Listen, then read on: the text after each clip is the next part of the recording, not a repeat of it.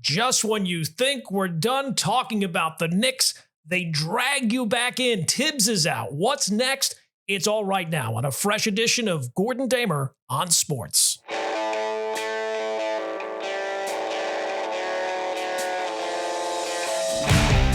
All right, welcome in and off and running on episode 13, lucky number 13 of Gordon Damer on Sports. And look, it's all my fault. Or maybe I should get all the credit. It depends on your perspective. Last episode, I said, well, this is the last we're going to be talking about the Knicks for a while. After all, they're out of the playoffs. What could there possibly be to talk about? And then, of course, the news comes down. The Knicks have fired Tom Thibodeau. And look, if you've listened to me at all, you know that I am shocked by this move with the amount of coaching turnover the Knicks have endured over the last 25 plus years.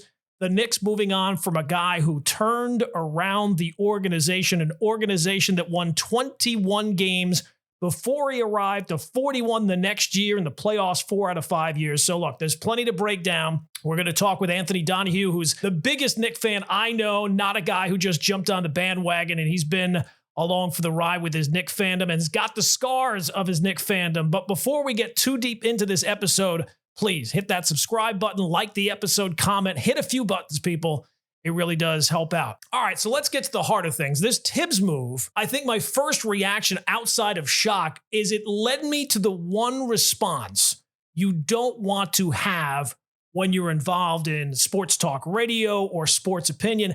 And that term is, I don't know. I don't know when it comes to sports talk radio. Two biggest keys of sports talk radio, passion and opinion. And saying, I don't know is the direct opposite of that. So the first issue is the firing. Tibbs, is that the right move to get rid of the coach who just took you to the Eastern Conference Finals for the first time in 20 years? And I'll be honest, I don't know. And the reason why I don't know is I don't know who the replacement's going to be. How can you know if the move is an upgrade if you don't know what the move really is? You only have half the equation. It's like when people talk about a trade in sports, in baseball. Hey, would you trade this guy? Well, what am I getting back? Now, maybe the strangest reaction to the Tibbs firing are the Knicks fans who celebrated it. Say what you want about Tibbs, and I've said he's not a perfect coach. I don't think he's a great coach. I think he's a very good coach, but he did not underachieve here. The Knicks roster is not a championship level roster. It's not some roster that should be winning championships year in and year out. Tibbs is not the guy who has been holding them back. The NBA is a talent league. That is not debatable. It's not a coaching league. So the easiest move you can have is to fire the coach when you can't trade all the players. And look, sometimes it does work. Steve Kerr with the Golden State Warriors, it clearly worked.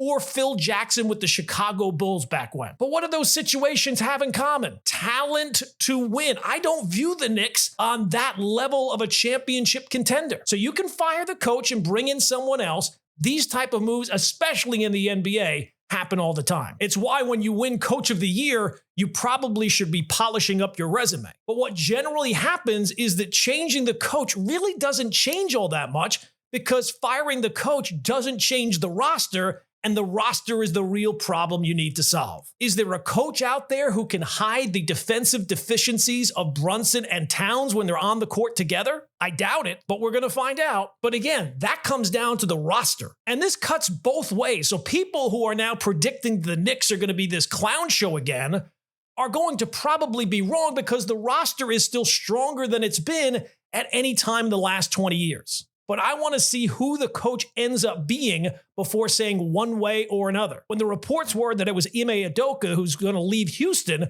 all right, yeah, I'd be on board for that. That's an upgrade. When I hear Johnny Bryant or Jason Kidd, not so much. And the fact that we're a couple of days removed from Tibbs being fired and there's still no replacement been named makes me a little nervous. So whoever the next coach is, they might run a deeper rotation or they might get more out of the bench or a more cohesive offense. But again, coaching generally doesn't make that much of a difference. Mainly because I look at that Knicks roster as more of a problem than the coaching was. So when people ask me about the Tibbs firing, was it the right move? I have to say I don't know, but I appreciate the fact that he gave us watchable basketball, which is not a given. I can also say confidently, it's not going to be Mike Malone or Mark Jackson. All the criticisms of Tibbs, you would have the same criticisms of Mike Malone. And Mark Jackson didn't just hold back one of the great dynasties that we've seen in recent times. He also alienated everyone within that Warriors organization. And that's been a big reason why he hasn't gotten a second chance. So some other things that have popped up that I can confidently say I don't know about. Tibbs will never win you a championship. Well, I guess that's going to turn out to be true based on his age and whether or not he ever gets another chance. But exactly what teams was he supposed to win a championship with exactly? His first year with the Bulls when they lost to LeBron and Wade in the conference finals? What team did he hold back exactly with his coaching? And what organization, when he left, did all of a sudden they have this booming success? Didn't happen in Chicago, and it certainly didn't happen in Minnesota either. The NBA is a talent league. That is not debatable. Another thing I can confidently say I don't know, and that's, was this a Leon Rose move or was this a James Dolan move? I have no idea, but I know which one I'm rooting for because, God, I hope it's a Leon Rose move. Because if it is a Leon Rose move, that's a sign of forward thinking that even a run to the conference finals with a good friend of his in Tibbs is not enough to alter the team president to fire a real good head coach to get to that next level. And there's clearly a ticking clock in Leon Rose's mind to get this done. Now, if it's a James Dolan move, that might be the worst news in the world because we have more than enough of a track record that when Dolan starts making basketball decisions, bad things happen. And I'm worried about it being a Dolan move because the initial reports were that Tibbs was safe, but like 48 hours later, he was out of a job. That kind of impulsiveness reeks of the owner. Tibbs instilled accountability, competence, and identity, and those things never existed when James Dolan was swapping out head coaches every 5 minutes. And according to Shams on national TV, by the way, he said that this had Dolan's fingerprints all over it. If that's true, that's horrifying. That's predictable, and that's the worst case scenario. While I don't think the Knicks are going to be a clown show anytime soon, that kind of thinking is a return to the dysfunction and the impulsiveness that the organization got away from the last 5 years. So look, there's a lot I don't know right now. I don't know who the next head coach of the Knicks is going to be. I don't know what trades are coming. Maybe it's a tweak to the roster this offseason and the coaching change is the big move. Maybe it's a move for Giannis or somewhere in between. But there is one thing that I do know, what we all know, whether you're sitting courtside or way up in the nosebleeds. The next Knicks head coach will be judged by one thing, one single solitary thing, and that is winning an NBA championship next season. That's the bar, that's the assignment, and that is the only acceptable outcome. Because whether it was Leon Rose or someone above him that pulled the plug on Tom Thibodeau, that decision screams, we think this roster should have gone further. They're telling you this team, this roster was good enough to win it all, or at least knock on the door. And anything less than that was an underachievement. I disagree with that, but it doesn't matter. They have tipped their hand. Tibbs had this team 2 wins away from the NBA Finals, 2. And that game 1 loss against Indiana, they choked that game away. That series could have been completely different if Aaron Nesmith does not go on the most incredible 3-minute shooting spree. The whole story could be changed. But instead, Tibbs is gone. And making that move, you have just put championship or bust pressure on everyone. The next coach, the front office, Leon, Worldwide West, everybody. And you can't say, well, they just have to get to the finals because Tibbs was 2 wins away and that was not enough to keep his job. So the goal is clear. Whoever walks in that door next better know when you sign your name on the contract, you are not being brought here to develop young talent. You're not here to build a culture. You are here to hang a banner. No excuses. Because if you don't, you're a failure. By the expectations that you have made clear by firing Tom Thibodeau. There's no excuses for anyone involved in the Knicks, including whoever that next head coach is. You come in knowing the deal when you walk in the door, and you don't get to make a deal with the devil and then complain about the heat. The pressure is immense, but it's all on the table for everybody to see. They say that pressure is a privilege, and that might be true. We'll see if the Knicks front office still feels that way this time next year. All right, no one better to talk Knicks with than my next guest. He is one of the original Knick content creators. I always refer to him as the biggest Knick fan that I know. He is Anthony Donahue, and he's nice enough to give us a couple of minutes. Tony, what's going on, man? How are we doing? Gordon, how are you, man? Thanks so much for having me. As always, it's been a few days since the Knicks season ended. In my adult life, I'm not used to the season going that long. As a kid, we got far a multitude of times. Obviously, didn't win it all, so I'm still in the mourning period. Yeah, absolutely. Look, as far as you've had a couple of days now to take it in a little bit. We'll get to the coaching stuff and all that other stuff down the road. But just when you look back on this season as a guy who's got the scars, as I mentioned earlier, you've got the scars of Knick fandom. How do you look back on this season now that you had a little time to adjust to it? So it's interesting. The regular season to me was actually very blah. I mean, not say blah. We still won 51 games, and I lived through years where we won 11 games. So not blah, but for a 51 win team, it was about as boring as you could get for a 51 win team. That is. I'll always take 51 wins. We go 0-4 versus the Celtics, 0-4 versus the Cavs, 0-2 versus OKC. We showed signs of brilliance, and there was times we showed signs of just being really bad. And, we get to the playoffs, and we had this amazing first-round series with the Pistons where every game we won came down to the last seconds, and it gave you so much hope. But now here come the Boston Celtics, and I think most Knicks fans probably assumed we were going to lose in 5 games, And then game 1 happens. I was up there with my girlfriend, Alicia. We are down 20 points in the middle of the third quarter. If you know me, I never leave games early, and I mean never. I turned to Alicia because we didn't eat dinner. I said, if this lead goes to 30, we may sneak out of here. And all of a sudden, we win the game. then you win game 2, and now it feels like, now you're on this magical ride. And you are coming back to Madison Square Garden up 2-0. Obviously, we lose that game, but we go on to beat the Boston Celtics. And it was like, whoa, we can win the championship here. Forget winning a round. We can win the championship. And I haven't felt that in 25 years. Last time we were in the conference finals. Unfortunately, we didn't win the championship, but I felt we could. And game 1 versus the Pacers, the city was on fire, man. Like I always say, New York's a basketball town. We love our Yankees, Mets, Giants, Jets, Rangers, but there's nothing like New York City when the Knicks matter. And when the Knicks matter like this, and then game 1 happens, and we are up 20 points. We are up 14 with 2 minutes and 50 seconds left of game 1. Gordon, I was 15 rows in the court. I had great seats at that game. I don't even know what happened that night. I don't even know what happened. And by the way, I was talking to a friend of mine he's a big basketball fan, and he said, the fact that barely anyone talks about what Nesmith did is actually crazy. Like if Steph Curry did that, people would be talking about it every day. And we lose game 1. We know what happened during the Pacers series. And listen, if we're a 5th, we'd all be drunk. I truly believe if we win game 1, we win that series in 5 games. I don't care how much money these guys make, how professional they are. The game 1 felt like it set us back 50 years. I thought it was a gut punch at the time, but I didn't think that it was going to tell the tale of the series until you also lose game 2. And then, the stats of if you win 2 games or you lose 2 games, generally that pretty much tells you where that series is. First 2 in your gym. Yeah. Nobody's ever come back from that in the conference finals, losing the first 2 in their own building. So yeah, it definitely felt like when you got past the Celtics, it felt like just a typical good season until you got past the Celtics, at least for me. And I'm not nearly the biggest fan as you are. Then all of a sudden it seemed like, oh my God, it's all coming together, right? It's all coming. Now the expectation completely shifted from there's nowhere we're going to beat the Celtics to now we have to win the whole thing. So I understand what you're saying. That game 1, it's still kind of a bit of a blur.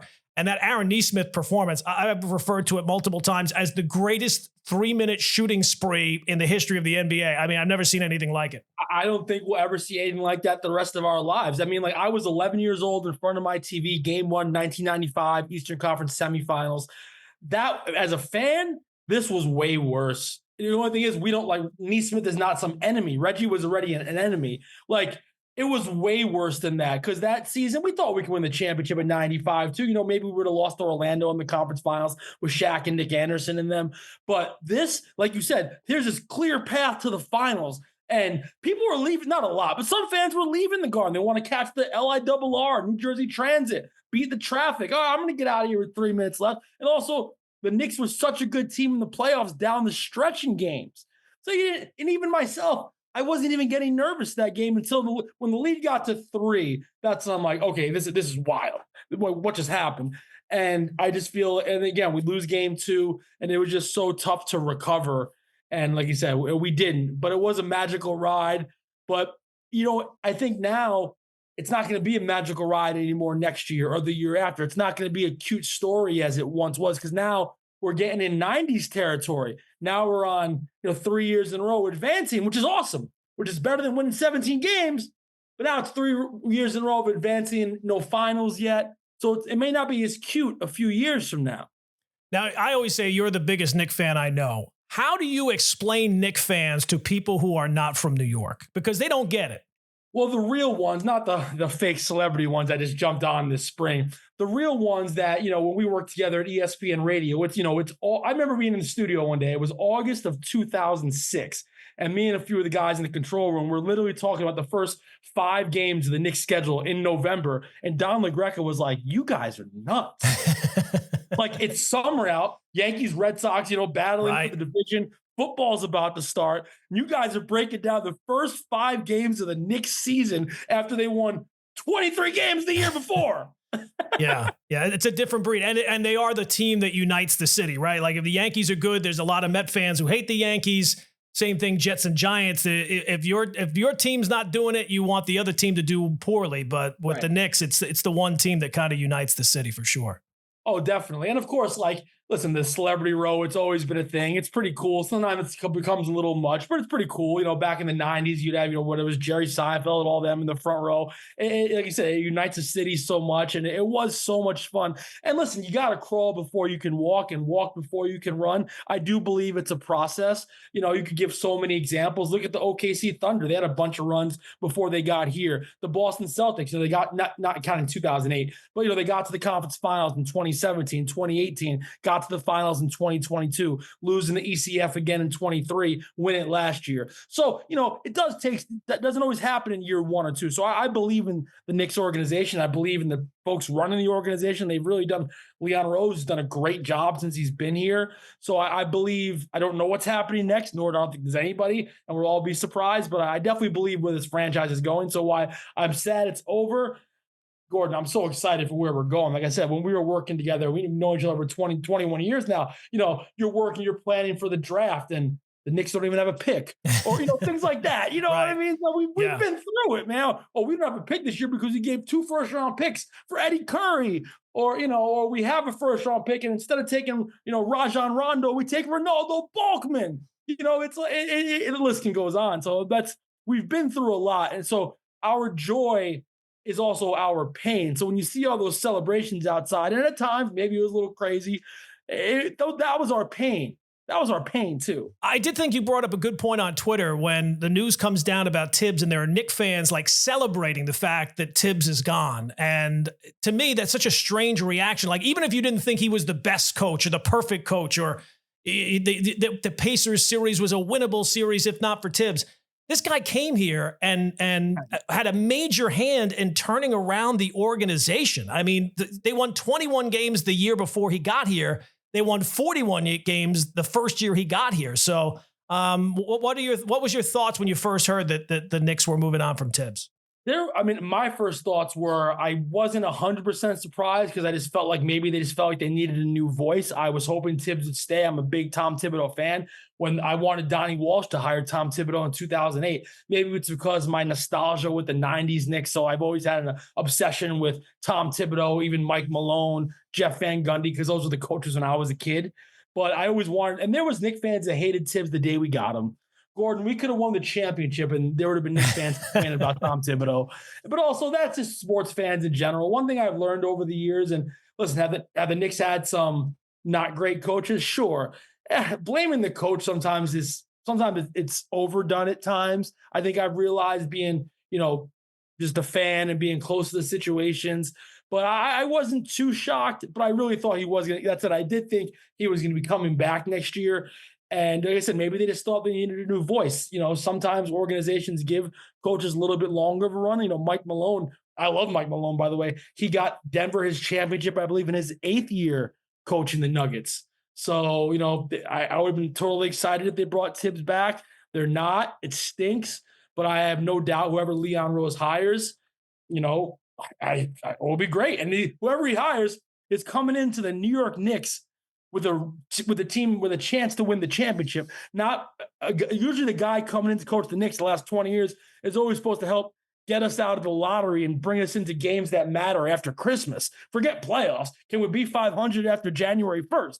So whoever takes his job, also Gordon, on the flip side, major pressure. Job is under immense pressure because you are taking the New York Knicks job with not playoff expectations, not conference final expectations, but championship expectations. Yeah, no question. I brought that up in the open of this podcast. There's a lot of stuff I don't know, right? I don't know who's going to be the next head coach. I don't know who made the decision to fire Tom Thibodeau, but I do know one thing. Whoever the coach is, the goal is clear. You must win a championship next year. Otherwise, it will be judged as a failure. Yeah, no, it's no more, we got the 7 seed, congratulations. It's going to come with immense pressure. So whoever they go with, I listen to the rumors you hear. I like all the names. I like Johnny Bryant. I've seen him close up, work with the players. I know that he has a great rapport, but also he'd be a first-time coach. So, and coming into the Knicks job, not the Sacramento Kings job. So that's a lot of pressure. You're hearing rumors of Jason Kidd. He's with the Mavericks. Also, I guess he could leave. But, they could have a good team next year. Kyrie's going to miss half the year. They're going to be drafting the kid from Duke. What's his name? Cooper Flagg. So will Jason Kidd want to leave Dallas? So that's pretty interesting. They're saying Mike Malone is not candidate anymore. I would love Mike Malone, but he's probably a little bit of Tibbs 2.0. So, or maybe there'll be a dark horse. Who that dark horse is, I have no idea. I don't really think it'd be Jay Wright. I mean, that'd be like movie style if it was Jay Wright, right? Yeah. Might as well bring Kyle Lowry and Kerry Kittle too.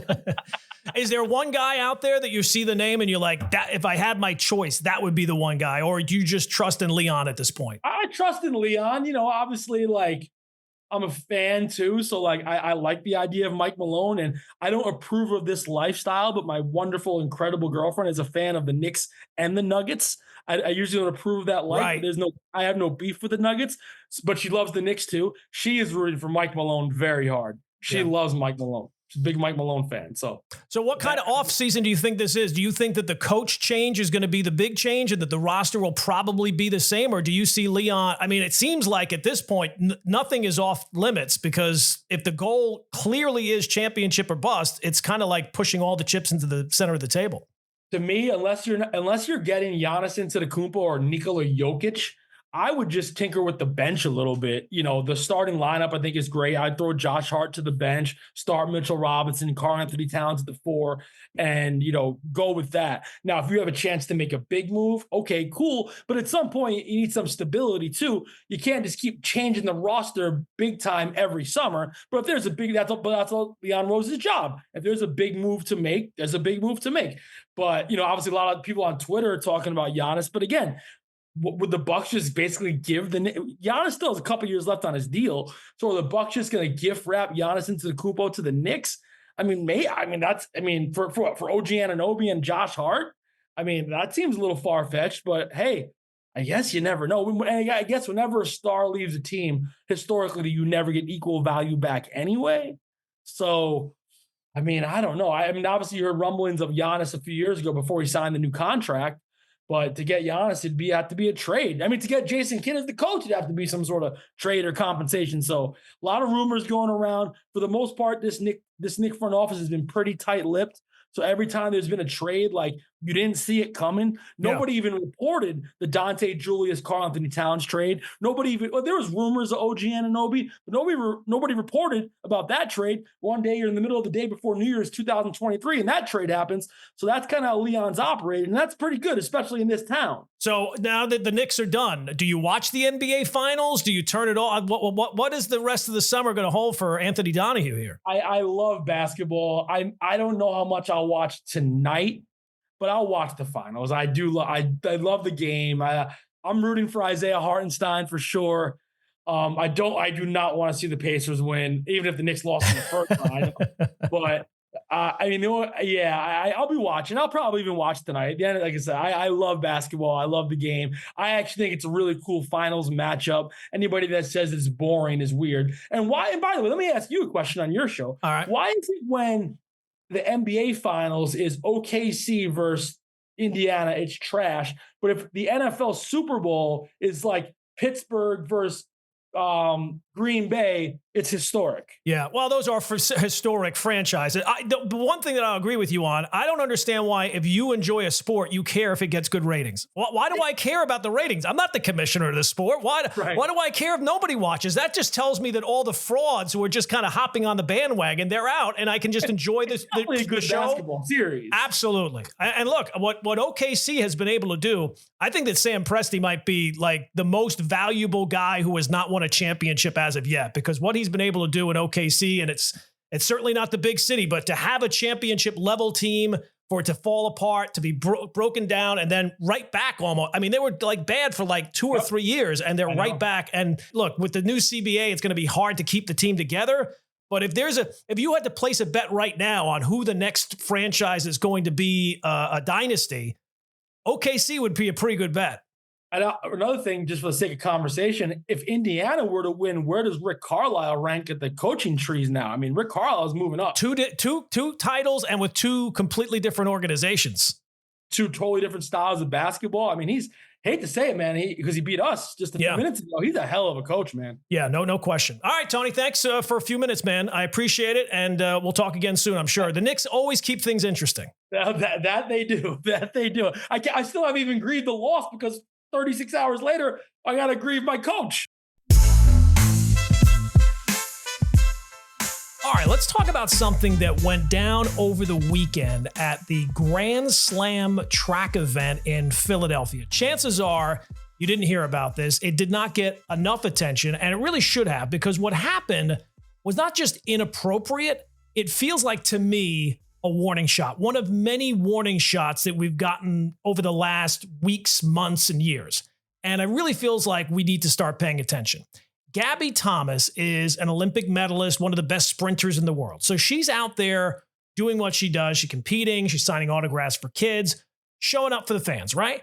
And during this event, a grown man follows her around the track, heckling her, shouting personal insults. This is while she is signing autographs for kids. Now you're thinking, all right, why is he doing this? The reason he's doing this was because he had a parlay, because he bet against her and thought if he could get inside her head, he could cash in. Now let that sink in for a second. This wasn't just some random idiot yelling from the stands. This was somebody who was targeting an athlete during an event because he saw her performance as his investment. And we know that that's the case because he bragged about it online. He posted his parlay. He said, I made Gabby lose by heckling her. Like this was something to be proud of. Now, FanDuel, who he was betting with, credit to them, banned him. They banned this clown. They said that they condemn abusive behavior and he can no longer place bets on their platform. So good for FanDuel. Necessary, but it feels like this is not enough. And this is not on FanDuel. They did what they can do. But these stories, Lance McCullers Jr. a couple of weeks ago, Liam Hendrick with the Red Sox, this is bigger than this one idiot. This is part of something that it feels like we're seeing almost every single day now. People sliding into athletes' DMs, tweeting death threats, and throwing tantrums online when a bet doesn't hit, screaming about how they cost them money, or they hope that they injure themselves, or a lot worse. And look, these stories are so commonplace, they sometimes get lost in the noise, right? Like we've seen them so often, they're not a big deal anymore. But they are absolutely a big deal. Because I'm wondering, how long before it's not just online? How long before it's not just a heckle? How long before someone takes that next step? And you know what I'm talking about, where threatened violence becomes actual violence. And look, I love legalized sports betting. It's fun. It's exciting. It shouldn't just be banned because some people can't handle it. But it does have its cracks because some people can't handle it. And they're not just betting for fun anymore. It's more than money. It's ego. It's identity. And it feels like people feel entitled to things. They think these athletes owe them something because they placed a parlay or placed a bet on an app while sitting on their couch. And if we don't get really serious about this kind of toxic culture, I feel like it's leading to a really bad place. So this is on leagues, this is on sports books, and it's on fans to finally say this is not okay.